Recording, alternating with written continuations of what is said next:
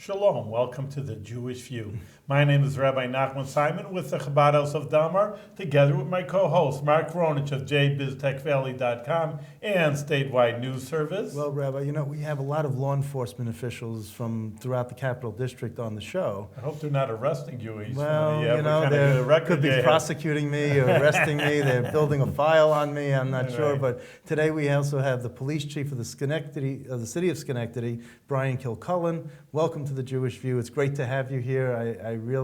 You've had a tough job, filling the shoes of Mark Chairs, and it's just, I hope that you've been enjoying the tenure so far. Absolutely. Thanks for the invitation to be here. I'm glad to be here.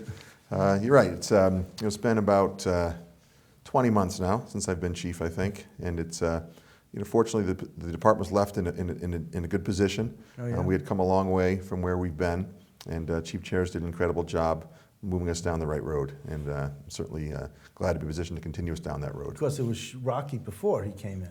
We certainly had some issues, yes, that we had to work our way through. Right, and you did, and looks like things are back to somewhat normalcy. You're right. I'm pleased with the direction we've been going, Yeah. and we'll continue in that direction. So is heroin the big issue for the police department, like every other law enforcement agency we've talked to, or you have something special? No, heroin's a big concern for us in the city. It's certainly prevalent, in certain areas in the city more so than others, but it is a big issue for us. Let me ask you something that, I don't know, you're not at fault, but I'm just saying people would say crime is a lot. So they say, oh, the police department, where's the police? And it seems like you're saying heroin. What do you want the police to do? All they can do is arrest people. They can't change society. So you get that a little bit of, well, there's problems in the street. Well, why aren't you doing something about it? What's it our, Mm-hmm. We didn't cause the problem. We get some of that, but fortunately the focus is on our response frequently, and I think we've been pretty progressive in how we've been responding to certain crime issues in the city. So again, we're thankful for that, again, that the focus has been on our response and not so much on the fact that the problem exists, because some of the issues are certainly well beyond the police department. I think people realize that. And how many officers do you have? We are budgeted for 149 officers. And how many do you have? We have about 143 right now. So you have 6 more positions to, is 149 what would be a full force, or do you need even more than that? Well, we'd certainly like to have more. We'd certainly like to be able to do more things. Like what? Community policing. I was going to ask you about that too. Back in 1994, I believe was our first grant we had received from Department of Justice's Bureau of Justice Assistance Community-Oriented Policing Services Office. It was a grant funded 11 positions, and those 11 positions were dedicated strictly to community policing. So the city is divided into 8 zones. We would have a zone officer in each zone responsible for responding to calls for service, and we would also have a community police officer who could go beyond the call for service, who could really identify, participate in addressing issues unique to a particular community. So we had that luxury. That grant lasted about 4 years. And the 4th year, we had to retain the positions, but they were locally funded. And over the next about 12 years, we did receive some COPS funding in some form or fashion. Once we lost all of our COPS funding, it was difficult to maintain those positions. And we had a number of retirements a few years ago, and given the fiscal constraints we had, a number of positions were actually excluded from the police department. There were no layoffs, but we had 23 retirements in 2 years, and 17 positions were cut. So through attrition, you still have 6 openings? Yes, okay. We still do. When do you get a new officer? Just saying, is some guy off the street and saying, hey, I'd like to be a police officer, all right, we'll train you for a few months, or? Well, it's got to be under 28, I believe? 35. 35? You can't be any older than 35 unless you've got some military experience. So you could still be a police officer. And you're 29, you're still eligible. But the first step really is to take the civil service exam. So all our sworn positions are civil service positions. So the first step really is to take the exam, which is given periodically, but usually every 2 years or so we'll give the exam. We require 30 college credits. The civil service requirement, I think, is interesting that a police officer just don't want a GED. So a police officer is You want an intelligent guy on the street who knows how to No, read and write. No, but you know? that's It's like- important to know yeah. that, you know what I'm saying, that it's important that these are college educated. Yeah. Sure, at police least some officers. college. That's important. You know, so we do require 30 credits. You must be at least 19 to take the exam. And again, you can, once you turn 35, though, you'd be too old to take the exam. So once we have the openings and we start processing for candidates, we canvass those eligible on the list because, again, with civil service rules, we can hire one of the top 3 scores. So if we're hiring one person, we can hire any of the top 3. We typically hire more than just one, so we go through a number of candidates really to identify the number of officers we're hiring. We typically go through, we exclude about 90% in one way or another. So if we're hiring 3, we generally go through about 30 candidates before we can identify 3 that are acceptable. So we're pretty. And then they go through a training You're process. picky. You're a picky We're picky. bunch. We're picky. Yes. So once they go through that hiring process, then they're sent to the police academy, which is a 6-month academy. Is it Schenectady Police Academy, or is it just a state run? Who's running It's it? a regional academy. Oh, yeah, okay. The standards are set forth by the state, and it's about a 6-month academy. So which counties are in the region? Albany, Rensselaer. Schenectady, Troy, Rensselaer County? Washington, Warren, Rensselaer, Greene, Schoharie.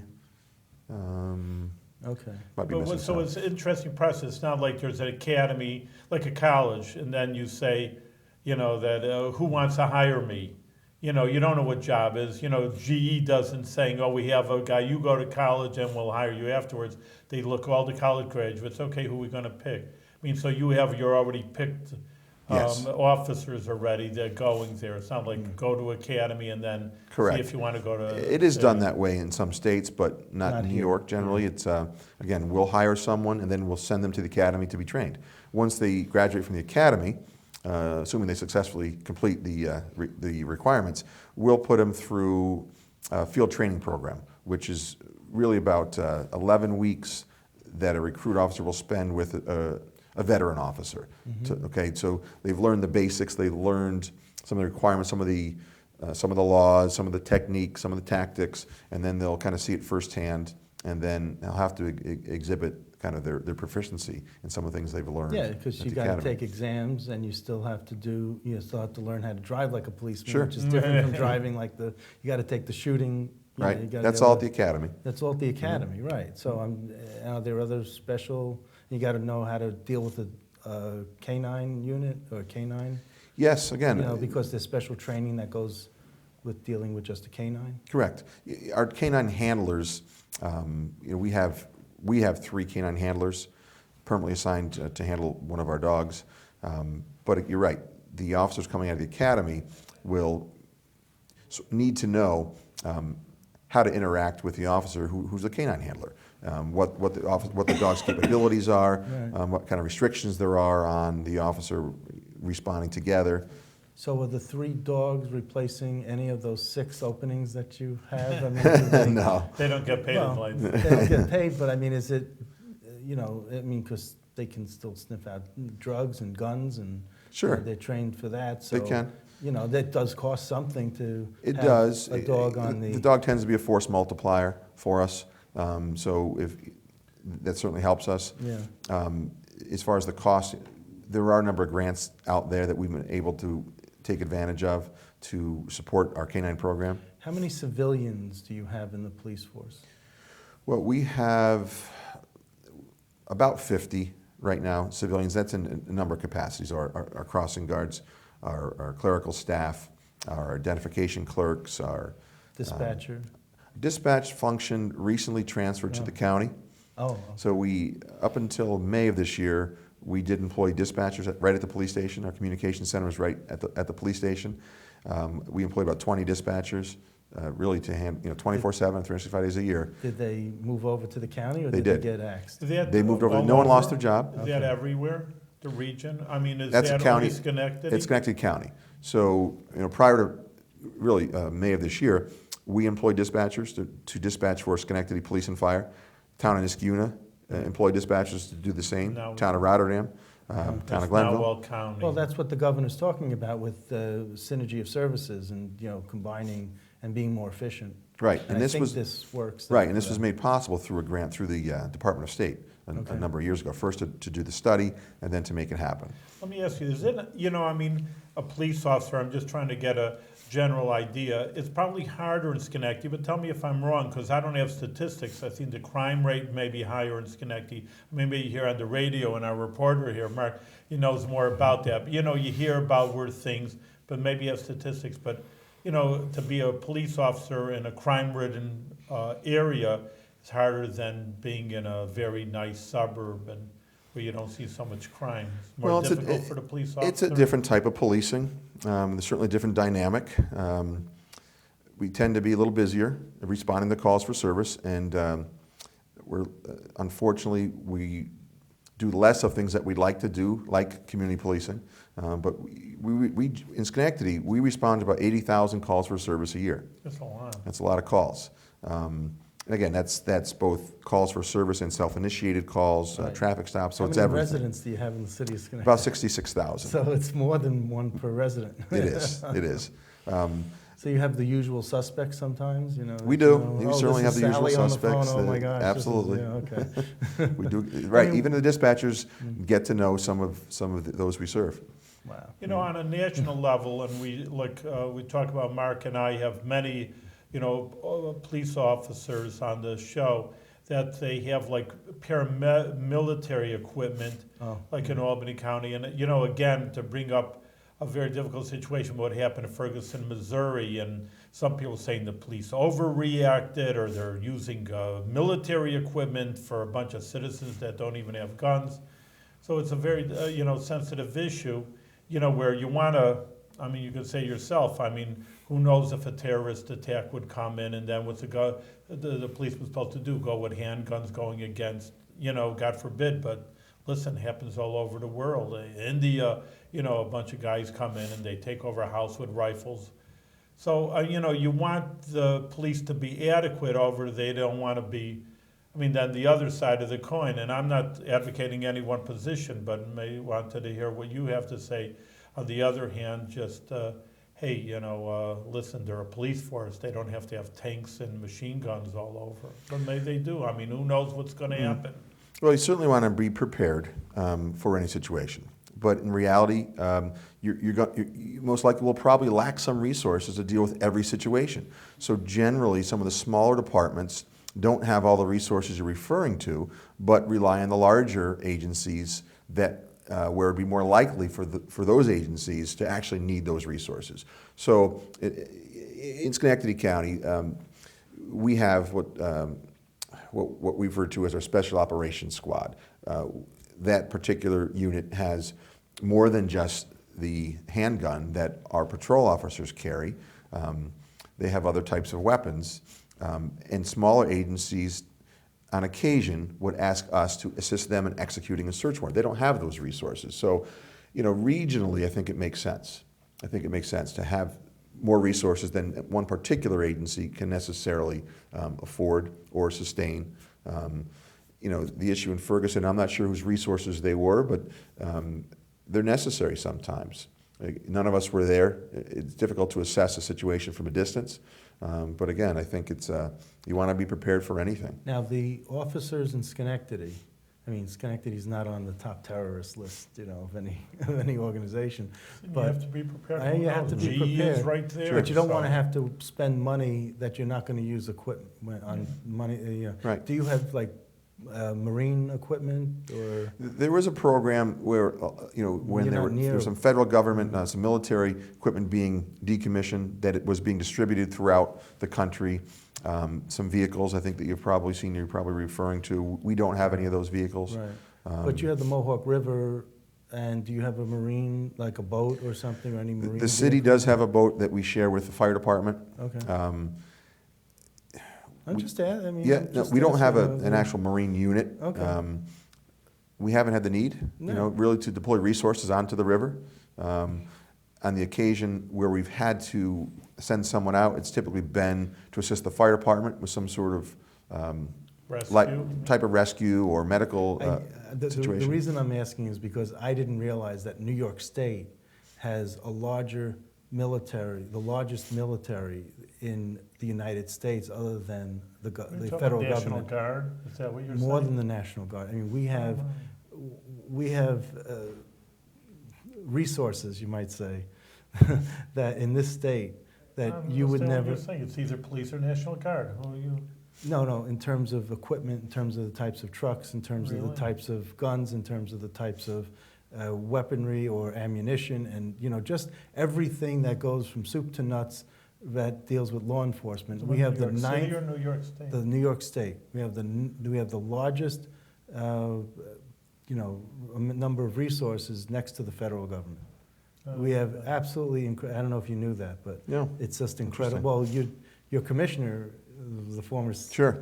State police superintendent. right? So he would know. Mhm. So I'll have to get him on the show. Sure. So do you get along with Bill Bennett? Do you know him? Absolutely. Wayne, yes, absolutely. Wayne Bennett. I'm sorry. Yes, Okay. certainly. Yes. Don't tell him I said. No, he's I'm gonna edit this. he's great to have. He's a real asset to the city. The experience that he brings. Really, there aren't many situations that he hasn't seen in terms That's of right. law enforcement management. So he's certainly a great resource. So, in Troy, they tried the commissioner, police chief thing, and it didn't quite work out. How do you make it work, and can other places learn from you? Because you guys are making it work, and then the other question is, why pay two salaries? What's the, how do you divvy up the roles and that sort of thing? Well, he's responsible for public safety, not just the police department, but he's the public safety commissioner. So he has some responsibility over the fire and police. And he also serves as, really a senior advisor to the mayor in terms of managing other issues throughout the city, where there are issues directly where we might be involved in a particular matter that also involves a number of other city agencies. That's where he's incredibly effective with bringing all the resources to a particular matter that has the most impact. So his responsibility is well beyond police and fire. Yes, but, and in Troy, I guess, did you follow what was going on in the city Yes. of Troy? So that wasn't the same dynamic in the city of Troy? It was a different dynamic? My understanding was that the former commissioner was strictly the police commissioner there. Could be wrong, but that was my understanding. It was strictly the police commissioner, as opposed to what we're doing in Schenectady, what Mayor McCarthy's doing in Schenectady. It's public safety and really beyond that. Really having Commissioner Bennett work part-time out of City Hall and part-time out of the police station. It's amazing the number of matters he touches on a daily basis. Okay, and Really is. you're happy that you don't have to deal with all that? Absolutely. Okay, it's because you're probably the right fit for this role, and Sure. maybe, that's what it takes. It Right. takes, the right. My focus is strictly on the police department, operating the police department, managing the police department with a number of subordinates. We've got some great officers at every rank at the police station: assistant chiefs, lieutenants, sergeants, patrol officers. So my job as the chief really is to run the police department, and again, Commissioner Bennett has been Now, great. You earn $132,968. Roughly. Roughly. Yes. Okay. 52 cents. Is that, but that's your salary pretty much? Or Pretty much, yeah. And you're not looking for a raise or anything? That's a pretty good salary? That's a decent salary. Okay, It is. you're It is. happy. I see Yes. you smiling. That's a good salary. I'm not reading anything that hasn't been in print or is not public record, so I just want the Sure. audience to know that. What do you feel that you were prepared? I mean, you have a Bachelor's of Science degree from Siena, Master's of Public Administration from Marist, certified by New York State Department of Criminal Justice Services as a firearms and general topics instructor, and as a certified ethics instructor by the National Institute of Ethics, which is great. Anything I left out? Did you do anything since this was? I'd actually like to No, know I'm- what that National Institute of Ethics, because, I'm a rabbi. I mean, what's that about? I never heard about that before. It was probably about 10, 12 years ago. We talked earlier about some of the issues we had in the past. Yes. And it was around the time Chief Gerasi came in. We started to really focus on our training. And this is one of the big things that Chief Gerasi wanted to focus on.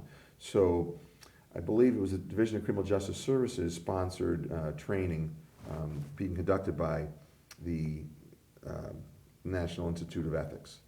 And a few of us went there for the training and brought back the curriculum to the department. There's also some ethics training at the police academy, and really it sort of walks through various scenarios, just points to keep in mind when making decisions, and it was effective. It was effective for us, and again, it's given at the academy now at the basic level. Your mic, put it up through the, yeah, Okay, just up through the notch there, okay. might have to. Up through the bottom of the, okay. Thank you. There we go. Okay, All right. you got it, okay. Yes, everything's good. So you were saying about the academy, did you have interaction with Wayne Bennett at that time before you knew that he would be, Not at that time. Again, this was well, they said 12 years ago. About Then 12 years He was ago. state police superintendent. he was a state police superintendent back then. I can't remember if there were state police personnel who also attended that training. They may have been there. He was probably happy that, because he was in as commissioner before you became police chief, right? He was, yes. So when he saw this on your resume, he was probably, all right, this is a solid guy. We know that, he went through a program that the state police put on, so. Commissioner Bennett came in 2007 to the Right. department. I was promoted to assistant chief in 2008. So in that about a year and a half period, I think he certainly had a good sense of who his personnel were. And fortunately, when Chief Chairs had left, I was in a position to be Right. considered for promotion. Is there a residency requirement for your position? There is, And yes. did you move into the city of Schenectady I did. from Milton? Yes, Okay. yeah, and still reside there And still Policemen have reside to, in Schenectady. in Schenectady? Yes. Schenectady policemen have to live in, all of them in Schenectady? No, with most of our officers, other than the chief and the 3 assistant chiefs, that's 4. So the other 139 officers Yeah. are not required by contract to reside in the city. There's incentive to reside in the city. There are certain benefits they're entitled to under their contract, and if they reside in the city, they can avail themselves of those benefits. If they don't for the first 6 years, they don't get some of those benefits. So there's an incentive to live, so we certainly encourage that. And that's helpful, the incentives? It does attract some officers to stay in the city who would otherwise move out, I think. Uh-huh. Oh, okay. And now you have, Hamilton Hill is like the worst neighborhood in Well- Schenectady in terms of crime, or is that just a perception? I mean, I drive through Hamilton Hill, and I'm from Brooklyn, so, you don't see, it's still not a great neighborhood, but it's not what I'm used to in And it's Brooklyn, not so- neighborhood-wide. I mean, we have a few, everything we're doing is pretty much data-driven. So we're spending a lot of time analyzing, we're producing a lot of data. What we're doing now is also analyzing it. Right. So some of our hotspots do occur in the Hamilton Hill neighborhood, as they do, though, in other neighborhoods. So what are the other bad neighborhoods? I mean, you got good neighborhoods, certainly in Schenectady. You got ones that you don't have to focus so much on. Sure, there are many good So- neighborhoods, and as I said, we focus on our hotspots, and Okay. we're analyzing our crime. We're producing regular reports and dedicating resources where the hotspots are occurring. One of the big things we're doing is analyzing our crash data. You hear a lot about crime data, crime analysis, but we're analyzing our crash data too with our car accidents, and we're kind of it's kind of an oversimplification, but we're mapping our crime, mapping our crashes, putting one over the other. Where the hotspots coexist, we're putting additional resources there. So the idea is the traffic enforcement we do in those areas will reduce our crashes, and the visibility would tend to reduce the crime. We've So had is some there success a with that. Vale neighborhood? There is a Vale neighborhood. Because I know Vale Cemetery, and that yes. keeps getting vandalized. Well, Vale neighborhood It seems that borders the Vale Cemetery. Cemetery. So is that one of the bad neighborhoods or worst or? We haven't had a hotspot that we had identified through our analysis in the Vale neighborhood per se. Some of the hotspots, it tends to border that neighborhood, but none have actually occurred in that neighborhood. Have you followed what Albany did with Nixle? And getting the word out as to, we've had several home invasions, or we've had bicycles stolen, and then they goes out to a region with emails to a region within that. We haven't done that. I mean, when we do have sort of trends, Yeah. emerging trends. Right. We'll issue press releases, that type of thing. What is that? That doesn't always, you issue a press release, if the press doesn't do anything with it, it doesn't get into the hands of the people who need to know. Right. We've depended upon the press to get those out, and we've been fortunate that they have. If we're putting something out, it's getting out. Well- But that's something else we can look at, using technology to do exactly what we've been doing through the media. What about the technology is very important. What about neighborhood associations? I know you have neighborhood associations. And mine in Albany, I always get an officer coming in to tell us what's going on. Do you send an officer to all these neighborhood association meetings? That is certainly our intent and our goal. As I talked earlier about community policing, that's been my direction to the lieutenant who really runs the community policing efforts when the neighbor meetings occur, which is the afternoon shift. I go to them myself personally, speak at them. Most recently, the summers are kind of slow in terms of the meetings, tend not to occur every month in the summer. But in June, Right. 3 neighborhoods actually got together and had one meeting, so I went to that. So you really get the word out to 3 neighborhoods at the same Right. time. And again, my goal is to have someone at each of the neighborhood meetings. Okay. Hope springs eternal. Exactly. But you know, like at Union College, when you were talking about neighborhoods, as I was thinking, you don't deal with the university, they have their own security force, is that probably the right word to say? And They you have a don't to Department of Public patrol. Safety, It's a but we're, combination. yeah, they have security officers.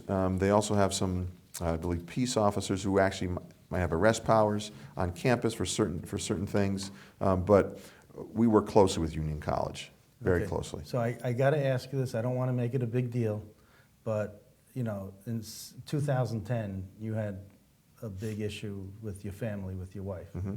So where are things at? And just for a quick update, I don't want to get Well, into it's behind us. We worked through it, and it's behind us, and you know, we're happy with the outcome.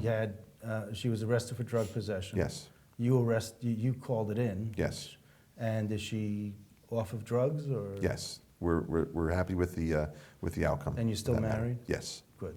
Okay. Thank you. Like I said, I just Mhm. wanted to get the update because you hear these things and then, you know, you don't know whatever happened. The media Mhm. doesn't follow up and do, you know, it sounds like a good news story now. Mhm. So, you know, I mean, that was a good thing. I mean, Sure. it must have been awful at the time, but, Absolutely. you know. Mhm. So that was good. That didn't affect your career and you did the right thing and, you know, probably other people should follow your example. Well, You it was know. difficult. Yeah. Mhm. Well, it's important, I think, you know, like, you know, I'm calling counsel people also, but, you know, sometimes people, officials, like psychologists or politicians, they need counseling also. I mean, not saying yourself, but I'm just saying, in general, everybody has issues in their life. And Sure. you have to work through it, but I think, like Mark's saying, it's the proper way to look at it. If you confront them, then they won't bite you, you know, and people try to hide them and conceal them, and people, you know, appreciate honesty, and I guess they do with you. You're the chief now. With the city lockup, how many inmates can you hold with the city lockup? Well, it's a temporary holding facility. We just hold individuals before they're arraigned, but we have the capacity to hold, I believe, 24. Includes 6 females and about 18 males. But again, they're only held for a day or two. not even a even day. I mean, Oh, really? always less than 24 hours because we have daily arraignments. So I mean, if someone's arrested at 9 o'clock in the morning and happen to miss arraignment that day, which isn't likely, they'll only be held till the next morning when arraignments occur again. I would say individuals, we rarely hold individuals more than 16 hours. That's the absolute outlier, 16 hours. So is that adequate? You don't need to have more? No, again, because it is just pre-arraignment.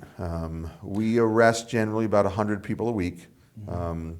So every arrest is not a custodial arrest. Okay. So again, for risk management purposes, we try to You s- minimize those we bring down to the station. Do you see the usual suspects? You know, this guy again? And, We do, we do. What about the police cars? Do you have the computers and one police officer per car, and then you got the computer laptop in the car, and the officer doesn't have to go into the office to file a report. They could just stay in the car and be on the ready when something happens. We do have computers in the cars. The cars are set up to accommodate 2 officers. So some of our cars have 1 officer, some have 2, depending on the resources and any particular shift, what our needs are. And obviously our goal is to keep the officers on the street, not at the station. So we're going in the direction of having in-car reporting, online reporting on the computer. Yeah. Right now, a lot of reports are handwritten, but we're really trying to minimize the time officers have to return to the station. We have an in-car video system in the car. Currently, we're in the process of transitioning from an old system to a new system. Okay. With the old system, everything's recorded to a DVD, so when they're full, officers have to return to the station, get those changed. But with a new system, everything's a wireless transfer, automatic when they have to come to the station for some other reason. Well, we're going to have you back. We're out of time. Okay. And we'll have to get another update because it sounds like you're in transition, but you're moving in the right direction. That's right. So, Thank you very much. You're doing good work, and keep it up, and do it with good health. Thank you Yes, very much. absolutely. Thanks.